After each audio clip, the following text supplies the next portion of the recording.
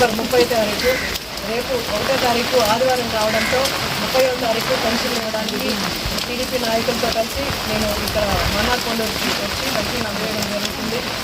మన నారా చంద్రబాబు నాయుడు గారు ముఖ్యమంత్రి అయిన తర్వాత మనకు 3,000 ఉన్న పెన్షన్ని 4,000 చేసి ఏ అవ్వాతాత ఇబ్బంది పడకుండా మందులకు కానీ ఆరోగ్యానికి కానీ దేనికి ఇబ్బంది పడకుండా వాళ్ళు ఆరోగ్యంగా ఉండడానికి 4,000 పెన్షన్ ఆయనే ప్రతి ఇంటికి పెద్ద కొడుకులా మారి 4,000 పెన్షన్ ఇవ్వడం జరుగుతుంది.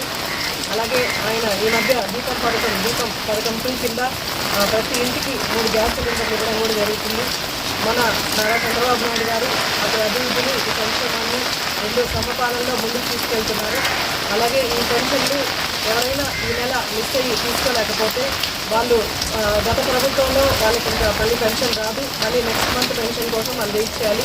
కాబట్టి చాలామంది ఇబ్బందులు పడి ఎంత కష్టమైనా సరే ఆ ఊరి నుంచి వచ్చి పెన్షన్లు తీసుకుంటున్నారని జనాలకు ఆ ఇబ్బంది కలగకుండా ఉండడానికి చంద్రబాబు నాయుడు గారు వచ్చే 3 నెలల్లోపు కూడా తర్వాత నెలలో కూడా పెన్షన్లు తీసుకునే అంటే మిస్ అయితే తీసుకునే అవకాశం కూడా చంద్రబాబు నాయుడు గారు కల్పిస్తున్నారు.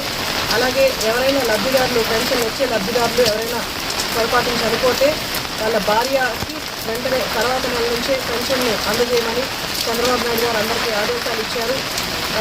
ఇలా జనాలందరికీ అందుబాటులో ఉంటూ ఎక్కడ పేదరికమే కనిపించకూడదు మన రాష్ట్రంలో అని ఒకే ఒక కారణంతో చంద్రబాబు నాయుడు గారు సంక్షేమ పథకాలు అందరికీ ఇవ్వడం జరుగుతుంది. అలాగే ఆరోగ్యం కానీ ఎలాగో పెద్దవాళ్ళకి ఆరోగ్యం చెడిపోకుండా వాళ్ళపై వాళ్ళు నిలబడాలని చంద్రబాబు నాయుడు గారు 4,000 పెన్షన్ ఇస్తున్నారు. వికలాంగులకి ఎదుటోళ్ళ మీద భారం పడకుండా 6,000 పెన్షన్ ఇవ్వడం జరుగుతుంది. పూర్తిగా వికలాంగులైన వాళ్ళకి 15,000 ఇవ్వడం జరుగుతుంది.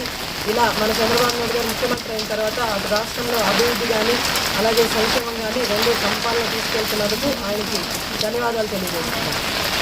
మరిన్ని అప్డేట్స్ కోసం మన HN9 టీవీ ఛానల్ని సబ్స్క్రైబ్ చేసుకోండి.